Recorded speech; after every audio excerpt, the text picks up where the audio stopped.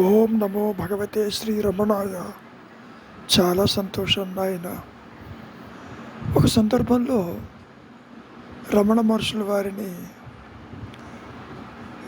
దర్శించడానికి వచ్చిన వాళ్ళు ఎందరో ఒకే ఒక రకమైనటువంటి ప్రత్యేకమైనటువంటి ఒక ప్రశ్న వేశారు.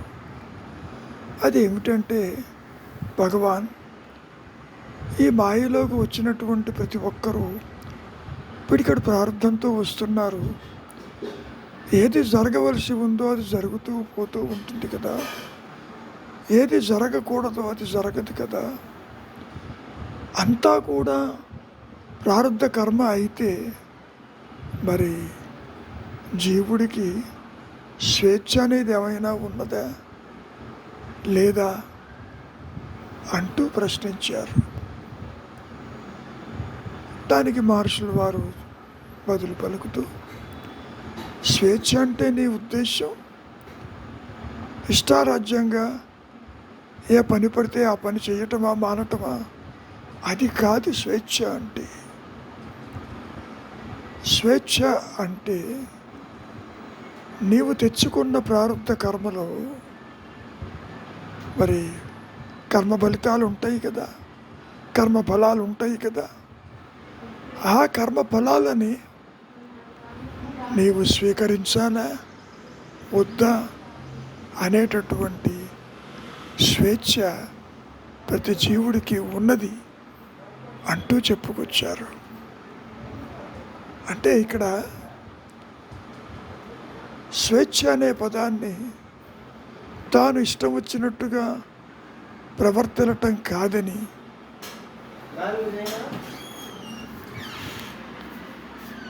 కర్మలు ఆచరిస్తూ పోతూనే ఉంటాడని, కానీ ఆ కర్మ ఫలితాలు అనుకూలం కావచ్చు, ప్రతికూలము కావచ్చు. ఏది ఏమైనప్పటికీ తాను చేస్తున్న కర్మల యొక్క ఫలితం ఉన్నదే తీసుకోవాలా వద్దా అనేదే ఇక్కడ ముఖ్యాంశం అంటూ చెప్పుకొచ్చారు ఒక సందర్భంలో. ఇదే విషయాన్ని ఇంకొంచెం విస్తారంగా అడుగుతూ, సర్వశక్తిమయుడైనటువంటి భగవంతునికి, అపార శక్తికి, అల్పశక్తుడైనటువంటి ఈ జీవి యొక్క సంకల్ప శక్తికి అంటే పురుషార్థమునకి భేదం ఏమైనా ఉందా లేక సంబంధం ఏమైనా ఉందా అంటూ విషయాన్ని అడగటం మొదలుపెట్టారు. ఒక విషయాన్ని బాగా గుర్తుపెట్టుకోమంటారు మహర్షుల వారు. భగవంతుని సర్వజ్ఞత్వము జీవి యొక్క పురుషాకారము అంటే ఫ్రీ విల్ కలిపి ఉండగలవా? ఉంటుందా? అంతేకాదు, భగవంతుని యొక్క సర్వశక్తి, దాన్ని సర్వశక్తిని జీవి యొక్క పురుషాకారానికి అసలు పొత్తు కుదురుతుందా? పొత్తు ఉంటుందా? ఇంకా సూక్ష్మంగా చెప్పాలి అంటే, ఆ దైవం యొక్క సర్వశక్తిమత్వాన్ని అంటే శక్తిత్వానికి జీవి యొక్క పురుషాకారానికి కనెక్టివిటీ ఏమైనా ఉన్నదా లేదా? అంతేకాదు, ప్రకృతి ధర్మాలకు భగవంతుని అమోఘమైనటువంటి సంకల్పానికి సమన్వయం అంటూ ఎలా ఉంటుంది? ఉండే అవకాశం ఉందా అసలు లేదా అంటూ వరుసగా ప్రశ్నలు తల ఎత్తినాయి మహర్షుల వారి ఎదుట. దానికి మహర్షుల వారు చాలా విస్తారంగా ఇదే విషయాన్ని ప్రస్తావిస్తూ, నాయన, మన అల్పదృష్టికి అంటే ఈ మతికి, ఈ మనస్సుకి ఈ ఆలోచనకి ప్రస్తుతం మన చేతలు ఉన్నాయే, మనం చేసే పనులు పురుషాకారం, స్వతంత్ర సంకల్పము, లేదా దాన్నే మనం ఫ్రీ విల్గా కనపడుతున్నాయి. అదే అహంకారం మనం గతంలో కొన్ని ధర్మాలకు కట్టుబడినదిగా భావిస్తుంది. అంతేకాక ఈ పురుషాకారము ధర్మ నియమముల యొక్క క్రమంలో ఒక భాగంగా కూడా భావించబడుతుంది. సుమా, ఒక్క విషయాన్ని మీరు చాలా జాగ్రత్తగా అర్థం చేసుకోవాలి. అహంకారం ఉన్నదే, ఈ వ్యక్తిత్వం ఉన్నదే, ఈ పరిమితత్వం ఉన్నదే, ఈ దేహత్వ బుద్ధి ఉన్నదే, ఈ మాయా నేను ఉన్నదే, దీన్ని ఒక పిశాచమని కూడా వర్ణించారుగా. ఈ అహంకారము తన యొక్క ఫ్రీ విల్ పురుషాకారం ద్వారానే తాను అన్నీ చేస్తున్నట్లు భావిస్తుంది. సుమా, తానే కర్తాననుకుంటూ భావిస్తుంది. ఈ దృష్టితోనే భగవంతుణ్ణి సర్వజ్ఞత్వము, సర్వశక్తి సమన్వితము కూడా ఈ అహంకారము గుర్తిస్తుంది. అందువల్ల జీవుడు బయట కనిపిస్తున్న వాటి ద్వారానే అహంకారం పనిచేస్తుంది అనేటువంటి నిర్ణయానికి వస్తున్నాడా లేదా? ప్రకృతి నియమాలు అంటే ధర్మాలు భగవంతుని యొక్క సత్య సంకల్ప రూపాలు, అందులో సందేహం లేదు. అవి ఆయనచే ఏర్పరచబడినవే కదా. మరి ఆయన నీవు ఇంకా ప్రశ్నలు ఎవనెత్తుతున్నావు? విజ్ఞాన శాస్త్రము, మనస్తత్వ శాస్త్రము, శరీరంకు సంబంధించినటువంటి జీవశాస్త్రము, వేదాంతము మొదలైనటువంటి యొక్క శాస్త్రాలు అధ్యయనం చేస్తే అవి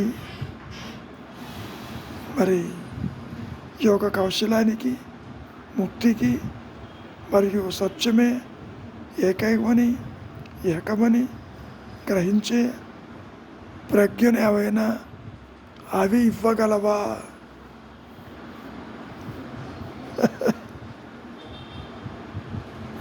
అత్యల్పమన్నారు. వాటి వల్ల నీవనుకున్న గమ్యం చేరలేవన్నారు. అవి సూచనలు మాత్రమే. They are only indicators. చాలా కొంచెమే అన్నారు. యోగానికి కొంత విద్య కావాలి సుమా, అది పుస్తకాల్లో దొరుకుతూనే ఉంది. కానీ కావాల్సింది వాటిని ఆచరణలో పెట్టడం. తెలిసి అభ్యసించే వారి ఉదాహరణ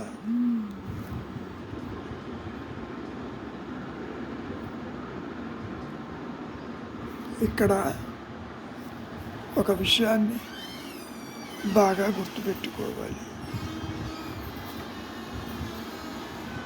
వారితో పరిచయం, వారి ఉపదేశాలు ఇవి అధికంగా సహాయం చేస్తాయి సుమా.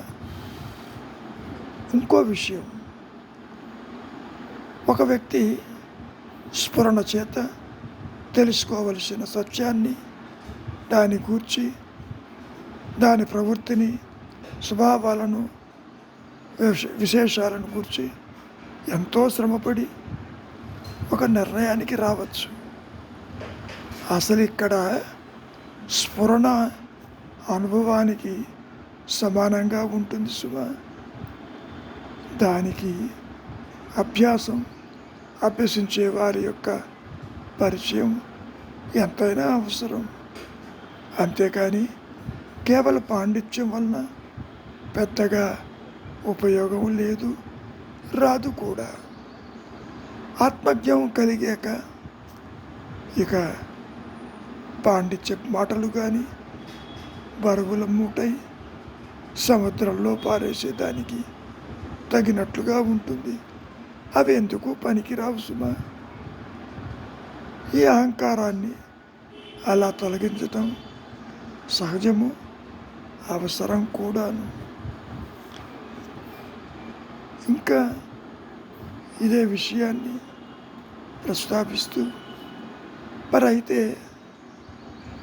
ఈ కళకి మెళకువకి ఏమైనా తేడా ఉందా?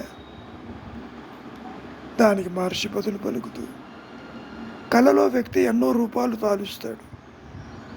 మెలకువ శరీరమునకు సంబంధించి ఇంద్రియ విషయాలను తలుచుకోగానే ఆ కళలోని రూపాలన్నీ ఈ శరీరంలోకి ప్రవేశిస్తాయి. అయినా నువ్వు అడుగుతున్నావు,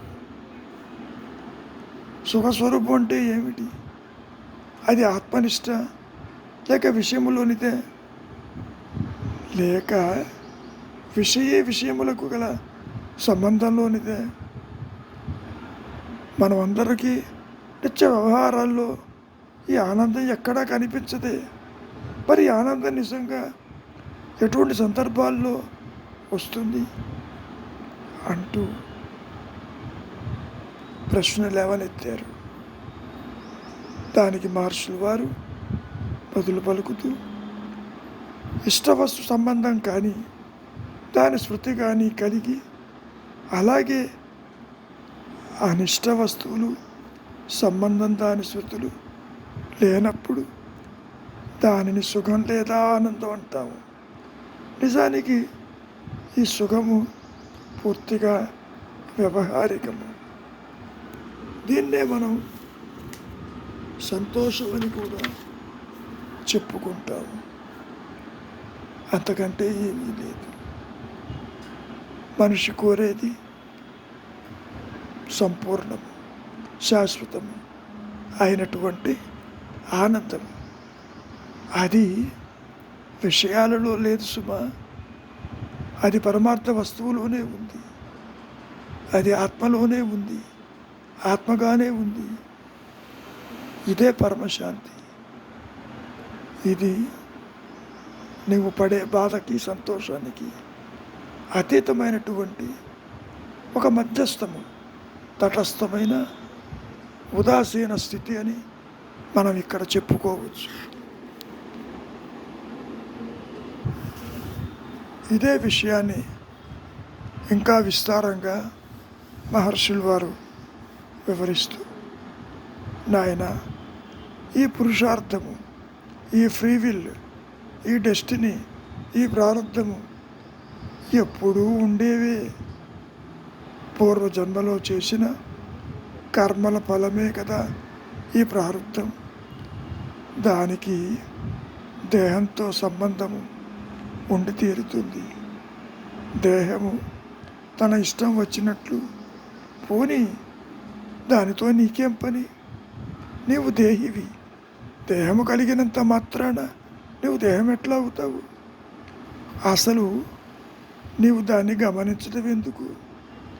దేహం ఉన్నంతకాలం ఇదిగో ఈ పురుషార్థం, ప్రారంధం అనేవి రెండూ ఉంటాయి సుమా. ఒక విషయాన్ని బాగా గుర్తుపెట్టుకో. జ్ఞానం అనేది, ఆత్మజ్ఞానం అనేది, నీ సహజత్వం అనేది ఆ రెంటిని అధిగమిస్తుంది. అంటే దాని అర్థం ఏంటి? జ్ఞానాజ్ఞానాలకి రెంటికి అవ్వలిద్ది ఆత్మ, నీ సహజత్వము. అదే తురీయము, అదే అహంస్ఫురణ, అదే ఉన్న సత్యము, అదే పరబ్రహ్మము, అదే ఉच्चतर శక్తి, అదే గురువు, అదే సర్వము అంటూ చెప్పుకొచ్చారు. ఈ మాయలో ఏం జరిగినా అది పురాకృత కర్మల వల్ల, దైవేచ్ఛ వల్ల మరియు ఇతర కారణాల వల్ల అది జరుగుతుంది, మరో రకంగా కాదు. నీవెవరివో గుర్తించు. నీవు దేహము కాదని, మనస్సు కాదని, ఇంద్రియాలు కాదని. ఎప్పుడైతే నీవు నిశ్చలమైనటువంటి మనస్సుని, గుణరహితమైన మనస్సుని, బంధరహితమైన మనస్సుని ఏర్పరచుకుంటావో అక్కడ నీకు వద్దన్న నీ సహజత్వమే ప్రకాశిస్తుంది. ఆ తర్వాత కర్మతో కానీ, ఈ పురుషార్థముతో కానీ, పురుషాకారముతో కానీ, ఫ్రీవిల్తో కానీ ఎట్టి సంబంధము ఉండదు కదా. విచారించి మరొక సందర్భంలో బీసీ దాస్ అనేటువంటి ఒక ఫిజిక్స్ లెక్చరర్ మహర్షుల వారిని దర్శించడానికి వచ్చినప్పుడు ఇదే ప్రశ్న లేవనెత్తారు. మళ్ళీ ప్రారంభము పురుషార్థము గురించి అడగటం జరిగింది. దానికి మహర్షుల వారు ఒక విషయాన్ని గుర్తుపెట్టుకుని, ఆయన ఇంతకీ ఎవరిదా ఇచ్చా అంటే నువ్వు వెంటనే నాది అని అంటావు. కానీ స్వేచ్ఛకు కానీ విధికి కానీ నీవు మరి అతీతుడవు కదా. అదిగా ఉండు, నీ సహజత్వంలో ఉండు, ఆత్మగా ఉండు. ఆరుంటిని అధిగమిస్తావు. స్వేచ్ఛ చేత విధిని జయించటం అంటే అదే. మరి విధిని జయించవచ్చును. ఇక్కడ పూర్వకల్మ ఫలమే కదా విధి. ముఖ్యంగా సాధు సంఘం వల్ల దుష్ట వాసనలను జయించవచ్చును కదా. అప్పుడే వ్యక్తి తమ తమ అనుభవాలను సరిగా అర్థం చేసుకోగలడు సుమా. నేను ఇప్పుడు ఉన్నాను, నేను భోక్తను, నా కర్మబలం అనుభవిస్తున్నాను, గతంలో ఉన్నాను, ఇకపై ఉంటాను.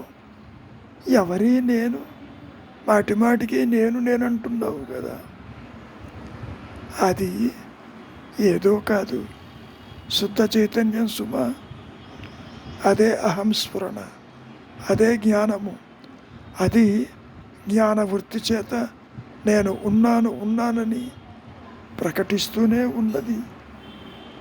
కర్మలకు, కర్మబల భోక్తృత్వానికి అందనిది సుమా. ఇంతకీ ఇంత తెలిసినప్పటికీ మరి ఆనందము, ముక్తి లభిస్తాయా? ఆ పైన ఏం జరుగుతుందో నీకేం తెలుసు? ఇంత చదివినా, ఇంత అర్థం చేసుకున్నా, ఇంత తెలిస్తే ముక్తి అని, ఆనందమని అనుకుంటున్నావు. అసలు స్వరూప జ్ఞానం ప్రకాశిస్తే ప్రయత్నం చేసేది ఎవరు? ఆత్మ పూర్ణము కనుక దానిపై ఇక మీద పొందవలసిందంటూ ఏది ఉండదని హెచ్చరించారు. అంతేకాదు, ఈ వ్యక్తిత్వం ఉన్నంత వరకు, ఈ పరిమితత్వం ఉన్నంత వరకు, ఈ అహంకారం ఉన్నంత వరకు మరి ఏం జరుగుతుంది? ఆ వ్యక్తి కర్త భోక్తగాను ఉంటాడు కదా. కానీ ఈ వ్యక్తిత్వం నశిస్తే చివరికి మిగిలేదేదో తెలుసా? దైవేచ్ఛ మాత్రమే ఉంటుంది. అది మాత్రమే నిలబడి పరిస్థితులను నడిపిస్తుంది సుమా. ఈ విషయం నీకు అర్థమవటం ఇప్పుడు చాలా కష్టమవుతుంది. దైవేచ్ఛను చూడలేని వారికి మరి వ్యక్తే కనిపిస్తాడు. విధి నిషేధములు జీవన్ముక్తులకు కాదు సుమా. అవన్నీ మిగిలిన వారికి కాదు. శృతుల్లో వాక్యాన్ని ప్రస్తావిస్తూ శృతిలోని విధి నిషేధ వాక్యముల ద్వారా పురుషార్థము కలదని తెలుస్తుంది కదా. దాని అంతరార్థం ప్రారంధం అధిగమించటమని, దాని విజ్ఞానం సాధిస్తుంది. ఇది గుర్తుపెట్టుకో. జ్ఞానాగ్ని సర్వ కల్మషాలను కాల్చివేస్తుంది సుమ. అదే ఆదిశంకరులు కూడా చెప్పింది. జ్ఞానాగ్ని దగ్ధ కర్మాణి అంటూ చెప్పుకొచ్చారా లేదా? స్వరూప జ్ఞానంలో కర్మ ఎవరికి? జీవుడెక్కడ? అనుభవించేవాడెక్కడ? ఫ్రీ విల్ ఎక్కడ? ప్రారంధం ఎక్కడ? సాధు సంగమం వల్ల జ్ఞానము లేదా దానికి తగినటువంటి మానసికమైనటువంటి వాతావరణం కలుగుతుంది శుభ. అందులో సందేహం లేదు. ఒక విషయాన్ని నీవు బాగా గుర్తుపెట్టుకోవాలి నాయన. ఈ విధి పురుషాకారము అంటే ఫ్రీ విల్ అండ్ డెస్టినీ, ఈ రెండూ కూడా దేహమున్నంత కాలం నిలుస్తాయి సుమ. ఎప్పుడైతే శుద్ధ జ్ఞానము, స్వరూప జ్ఞానము, ఆ విజ్డమ్ ఉందే, ఆ రెంటిని అధిగమిస్తుంది. ఎందుకంటే ఆత్మ జ్ఞాన అజ్ఞానాలకి అతీతమైంది సుమ. మనస్సు అంటే ఏమనుకుంటున్నావు? ఆలోచనల మూటే కదా. ఆలోచించేవాడు ఉన్నాడు కనుక ఆలోచనలు వస్తాయి. ఆ ఆలోచించేది అహంకారము. మరి నువ్వు దాని మూలాన్ని వెతికితే అహంకారం తనంతటానే అదృశ్యమైపోతుంది కదా. అహంకారం అన్నా, మనస్సు అన్నా, వ్యక్తిత్వం అన్నా, పరిమితత్వం అన్నా, జీవభావన అన్నా అంతా ఒకటే. నిజానికి అహంకారమే ఆలోచనలన్నిటికీ మూలము. దాని నుండే ఇతర ఆలోచనలు వస్తున్నాయా లేవా? మరి వస్తున్నాయి కదా. కనుక విచారించు. ఆలోచనలు ఎవరికో చూడు, అట్టివాడెవడూ లేడు. ఆలోచన అంటే ఏమిటో చూడు, అక్కడేమీ లేదు. ఏమీ లేని దానికి ఇన్ని బోధలు, ఇన్ని శాస్త్రాలు, ఇన్ని మార్గాలు ఉంటే ఎంత ఆశ్చర్యకరం.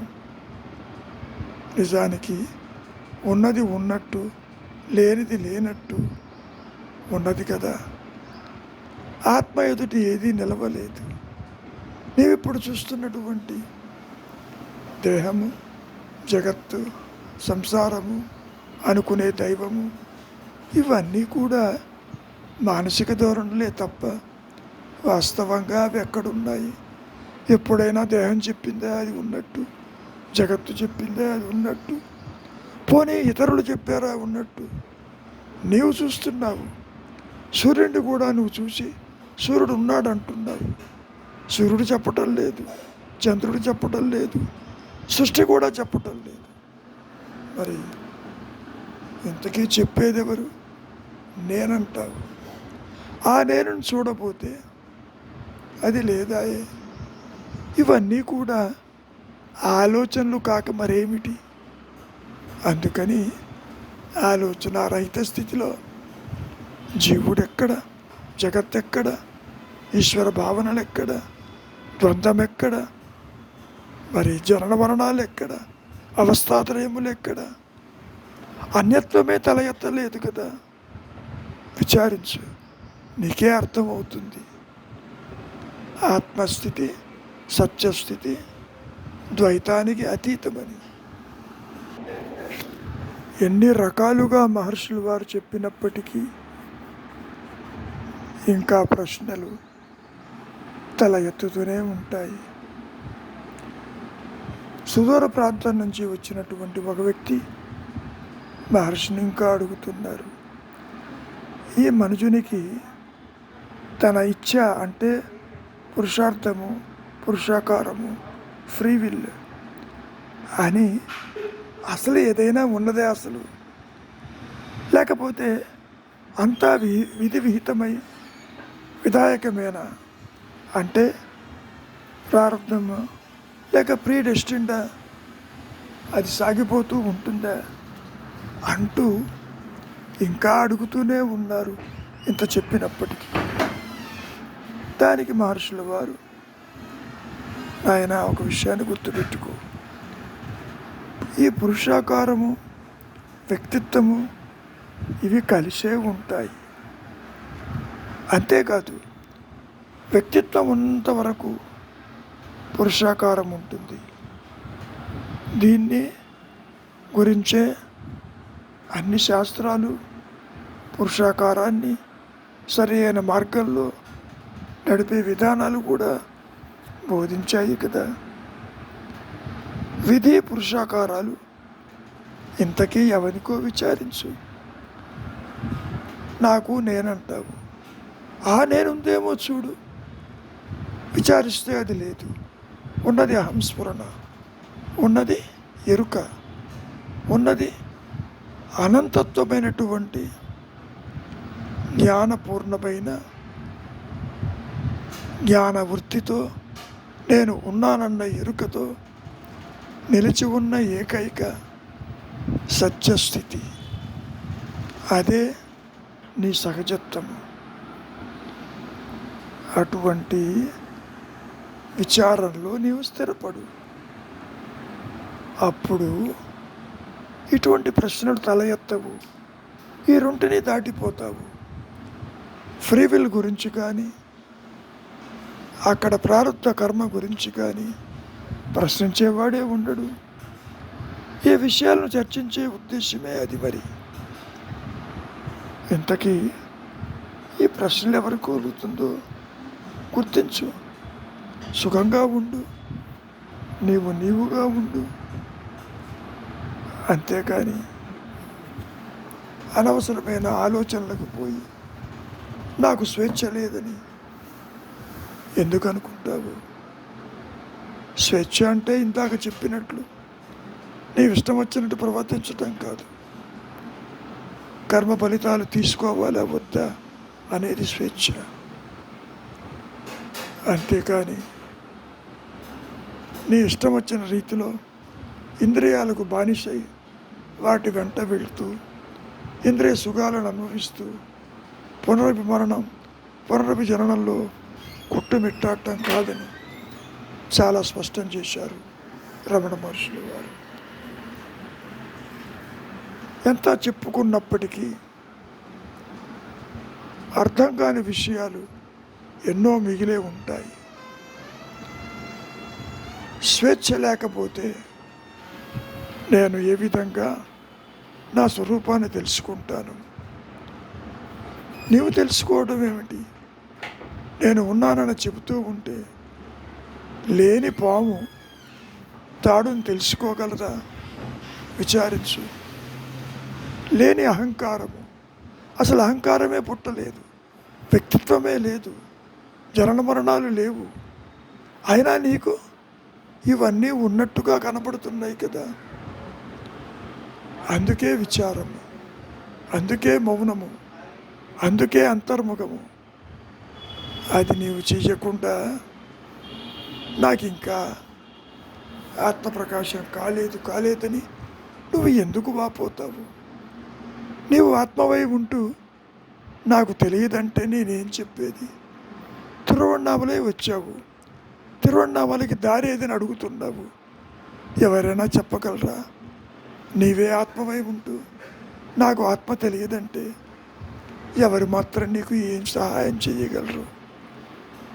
నీకు నీవే సహాయపడాలి. మనస్సుని, ఇంద్రియాలని వాటి స్థానంలో ఉంచు. వాటి వెంట పరిగెడవద్దు.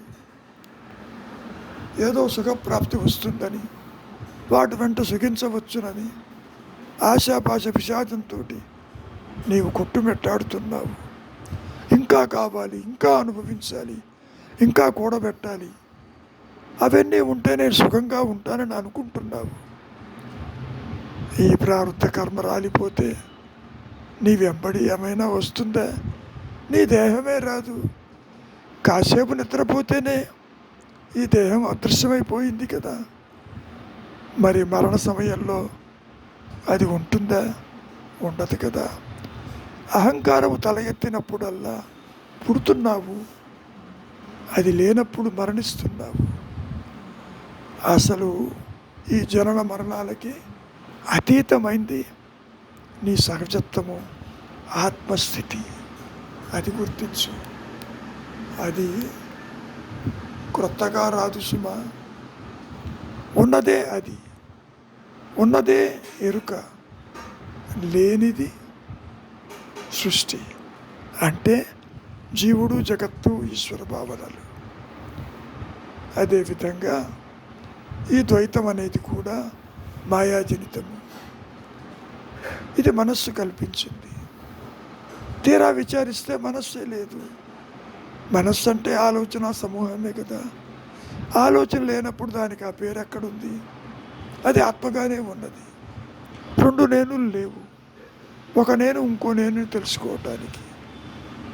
ఉన్నది ఉన్నట్టు, లేనిది లేనట్టు తేలిపోతుంది కదా. మరి కనుక నాయన మౌనమే శరణ్యం, వేరు మార్గము లేదు.